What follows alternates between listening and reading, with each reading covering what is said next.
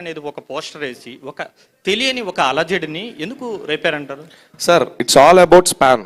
C when number comes into the picture, ఆ span ని తెలియజేయడంలో ఎటువంటి తప్పు లేదు. అదే సార్ ఇప్పటిదాకా చేసిన ఏ ప్రోగ్రాములకి మేము ఎక్కడ నెంబర్ వేయలేదు సార్, గుర్తించండి దయచేసి. ఇప్పటిదాకా చేసిన ఏ ప్రోగ్రాములకి మేము వేయలేదు. దీని స్పాన్ చాలా పెద్దది, దీని పరిధి పెద్దది, ఇది పెద్దది అని తెలియజేయడంలో ఎటువంటి తప్పు లేదు అన్న. మైక్ అసలు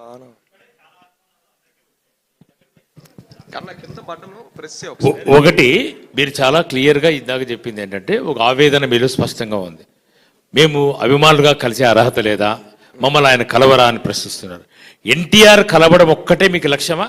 ఈ కార్యక్రమం ద్వారా మీరు ఏం చెప్పదలుచుకున్నారు? అదే చెప్పబోతున్నాను సార్. ఎన్టీఆర్ గారిని కలవడం ఒకటే లక్ష్యం అయితే, అసలు ఈ ఊరు వాడ ఇవన్నీ లెటర్లు రాకముందే వచ్చినాయి. ఈ లెటర్లు ఏం ముందే రాలా. ఇవాళ ఆయన అంతటా ఆయన మమ్మల్ని ఆపేయండి అని ఆయన ఆఫీస్ నుంచి లెటర్ వచ్చిందని అందరూ క్వశ్చన్ చేస్తున్నారు కాబట్టి అడుగుతున్నాం. ఏం మరి 4-5 సంవత్సరాలు ఎక్కడ ఏ వేదిక మీద అన్నా మమ్మల్ని కలవండి అన్నా, మేము మిమ్మల్ని కలుస్తాం, మీకు దండం పెడతాం, ఎక్కడ సోషల్ మీడియాలో కూడా అసలు మేము ఆయన కలిసామో కలవలేదో ఎవరికి తెలియకుండా మేము ఎందుకు మా మొహం చాటుకొని బతికాం? ఇవాళ ఎందుకు బట్టబయలయ్యాం? ఆ లెటర్లనే వచ్చినాయి కాబట్టి మేము బట్టబయలయ్యామన్నా. ఆయన కలవడం లక్ష్యం ఏంటన్నా? అసలు అది ఎక్కడ లక్ష్యం? ఆయన కోసం పనిచేయడం నాకు ముఖ్యం. ఆయన కలిసేసి ఆ ఫోటోని ఎక్కడో డీపీలో పెట్టుకొని ఓ 10 మంది ముందు ఫోజులు కొట్టాల్సిన అవసరం అంత నాకు లేదు. నా హీరో నాకు దైవం. దేవుడిని ఎప్పుడన్నా కలిసామా? దేవుడిని కలిస్తే గుడికి వెళ్తామా? నేను ఇది ఒకటే నమ్ముతానన్నా. అంటే ఇప్పుడు ఎన్టీఆర్ మిమ్మల్ని కలవకపోవడమే ఆయన చేసిన నేరమా? అర్థం కాలేదా? ఆ పదం ఏంది? నేరమా? అంతే కదా మరి చెప్తున్నది. కాదు కలవలేరు అంటే ఇప్పటికి కూడా నేను ఒకటి నమ్ముతున్నానన్న.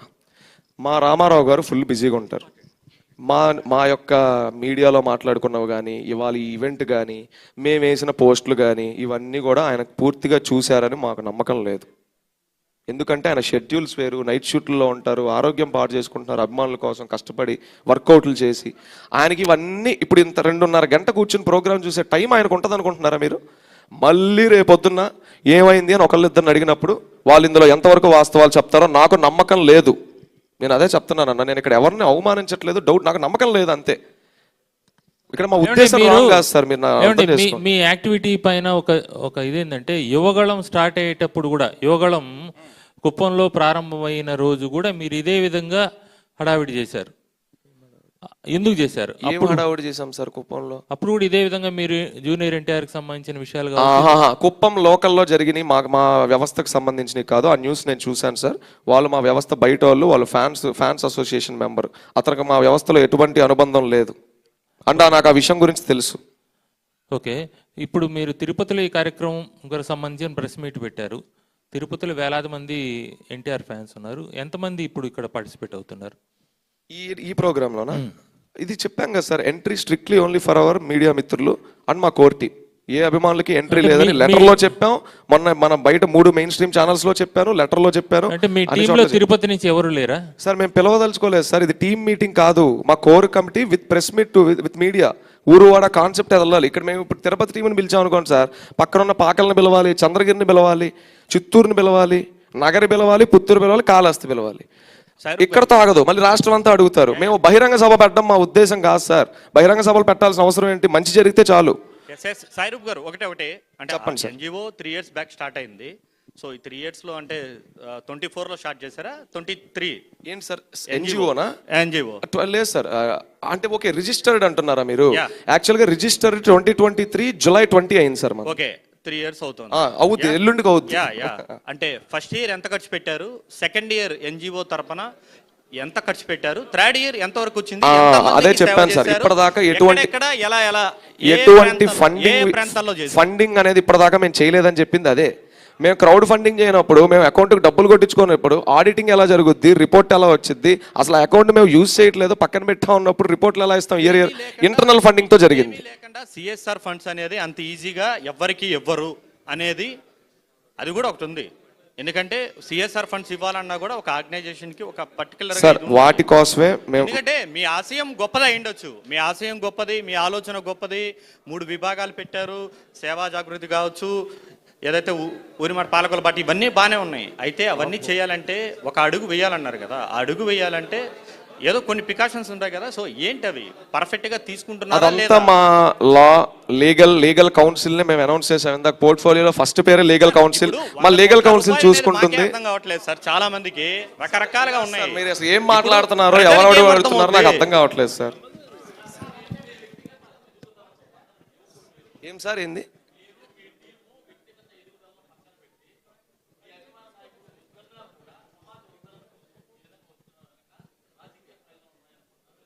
ఎవరికి రాజకీయ ప్రయోజనాలండి?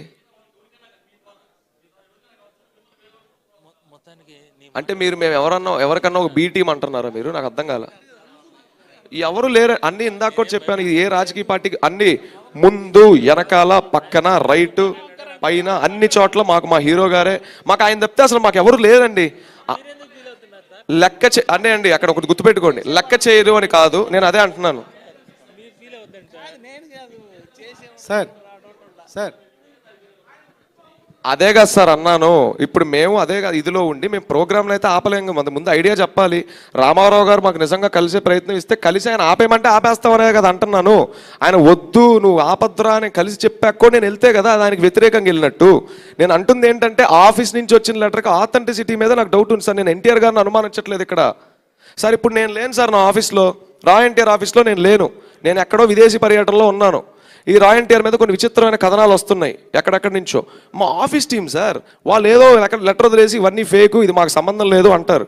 అది అక్కడ నన్ను అడిగి చేస్తారన్న 100% చెప్పలేవు. నేను ఫోన్ టచ్లో లేకపోతే వాళ్ళు నచ్చినట్టు వాళ్ళు వేసుకోవచ్చు కూడా. నేను తొదిగి వచ్చేసరికి ఎక్కడ లెటర్ పడిపోయింది అనుకుందాం కాసేపు. ఇప్పుడు నేను దాన్ని రివర్ట్ చేయలేను సార్. అది ఆఫీస్ నుంచి వచ్చింది సార్. ఇక్కడ 2 విషయాలు sir. A statement from mister NTR గారు, point number 1. A statement from mister NTR గారు ఆఫీస్. రెండింటికి చాలా డిఫరెన్స్ ఉంది. ఆఫీస్ ఉండి దానికి ఆఫీస్ లేని దానికి అర్థమే మారిపోతుంది. నేను అదే చెప్తున్నాను సార్. ఇది మా ఏదో బలుపుగా పొగరుగా చెప్తుంది కాదు సార్.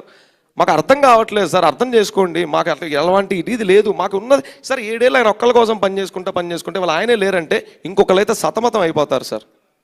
మేము స్టిల్ ఇంకా దీనిలోంచి బయటకు వచ్చి వాళ్ళ మీటింగ్ జరిగేలాగా చేయగలిగాం. నిజంగా అలాంటి లెటర్ ఇంకొక సేవా సంఘం మీద కానీ ఇంకొక ఎన్జిఓ మీద కానీ ఒక సోకాల్ హీరో గారు పేరు ఫోటో వాడుకొని చేస్తున్న మంచి పనులు చేస్తున్న ఏ సంస్థకి ఇచ్చినా నాకు తెలిసి వాళ్ళు కనపడరు సార్. నాకు తెలిసి వాళ్ళు కనపడరు ఇంకా సార్ గత 3 సంవత్సరాలుగా మీరు సేవా కార్యక్రమాలు చేస్తున్నామన్నారు. మరి జూనియర్ ఎన్టీఆర్ చేతుల మీదుగా మీరు ఎందుకు లాంచ్ చేయలేకపోయినారు? ఏం సార్ జూనియర్ ఎన్టీఆర్ గారు? జూనియర్ ఎన్టీఆర్ చేతుల మీదుగా మీరు ఈ ప్రోగ్రామ్ని ఎందుకు లాంచ్ చేయలేకపోయారు సార్? ఆయన్ని కలవడమే కష్టంగా ఉందంటే ఆయన ఎలా లాంచ్ చేస్తారు సార్ ప్రోగ్రామ్? కూడా కలుస్తున్నాడు, అభిమాను కూడా వీళ్ళు కలుస్తున్నారు, మీరు ఎందుకు కలవలేకపోతున్నారు? తెలియదు సార్, అదే అడుగుతున్నాను కదా సార్. సార్ ఇంకోటి లక్ష్యం సేవ చేయడం సార్. ఇక్కడ ఆయన కలవడం ఎజెండా కాదు సార్. మాకు ఇవాళ ఇలాంటి పరిస్థితి వచ్చిందని అడుగుతున్నాం. ఇప్పుడు ఇంకోటి బాధ అర్థమైందా? నాకు అర్థమైంది. రేపు పొద్దున ఇంకొకరు మీలాంటి అభిమానే వచ్చి 200 కోట్ల రూపాయలతో సేవా యజ్ఞం ఇలానే పెడితే అన్న ప్లీజ్ దయచేసి ఒక్క నిమిషం అన్న, నాకు అన్న అడిగేది వినపడట్లేదు, చెప్పండి అన్న. రేపు పొద్దున ఇదే లాగా 200 కోట్ల రూపాయలతో సేవా యజ్ఞం అని చెప్పి ఒక పోస్టర్ వేసి ఇలానే ముందుకు వచ్చి ఇలానే హడావిడి చేస్తే ఏం చెప్తారు దానికి సమాధానం? ఎవరు చేస్తే? మీ అభిమానుల్లోనే ఒకరు వచ్చి, సో మీరు ఇంత ఫేమ్ వచ్చింది, ఫెమిలియర్ అయ్యారు, సో ఇంత పబ్లిసిటీ వచ్చింది కాబట్టి నాకు అలా రావాలంటే నేను ఇలా కావాలి, ఇలా వెయ్యాలి పోస్టర్లు, ఏముంది మాటలే కదా, ఎప్పుడో వచ్చేదే కదా, నేను ఇప్పుడేం ఖర్చు పెట్టాను కదా. అదే సార్ అక్కడికే వస్తున్నా. మాటలే కదా అన్నారు కదా. ఇప్పుడు సినిమాకి అఫీషియల్గా ప్రొడక్షన్ హ్యాండిల్స్ ఉంటాయి. ఒక అప్డేట్ 6 అంటే అది రాత్రి 10 వచ్చిన రోజులు ఉన్నాయి. మేము ఏదన్నా ఒకటి చెప్పామంటే అది 7 గంటలు 2 నిమిషాలు అంటే 7 గంటలు 2 నిమిషాలే. ఒక అప్డేట్నే మేము ఇలా చేస్తున్నాం. మీరు చూసుండ్రు సార్, జాగో రైడ్ అనే కార్యక్రమం చేసాం. ప్రతి ఊర్లో ఎన్టీఆర్ మీల్ బ్యాగ్ని కిట్ని మేము కొరియర్ చేసేసి తీసేసుకోండి అమ్మా చేసేసుకోండి అని చెప్పచ్చు. 400 రూపాయలు టీటీడీసీ చేస్తే అయిపోద్ది. 3 ఫేజుల్లో పెట్టుకొని ఆంధ్రప్రదేశ్ని 3 ముక్కలుగా డివైడ్ చేసుకొని ఉత్తరాంధ్ర గోదావరి, కృష్ణా గుంటూరు నెల్లూరు ప్రకాశం, కడప కర్నూలు చిత్తూరు అనంతపురం 3 ఫేజులుగా పెట్టుకొని 165 ఊర్లు మేము ఎందుకు తిరిగాము సార్ కార్లు వేసుకొని? ఎవరిచ్చారు సార్ డబ్బులు? ఎవరు కొట్టారు మాకు డబ్బులు? మేమే, మళ్ళీ మా ఇంటర్నల్ టీమే. నా ఉద్యోగం పోయింది అంటే పోవడం అంటే నాకు ప్రాజెక్ట్లో డిస్టర్బెన్సెస్ వచ్చినాయి, కొత్త ప్రాజెక్ట్కి వెళ్ళాల్సి వచ్చింది. మనోడు చిన్న వ్యాపారాలు చేసుకుంటాడు, అవి దెబ్బపడ్డాయి. మనోడు అప్పుడే ఫారెన్ నుంచి వచ్చాడు, మనోడికి ఏం అర్థం కాని పరిస్థితి. అరే మెయిన్ బాడీ ఇంత కథనంలో ఇంత టెన్షన్లో ఉన్నా కూడా మేము ఇన్ని ఫేజులు ఇన్ని ఊర్లు ఎందుకు తిరిగాం?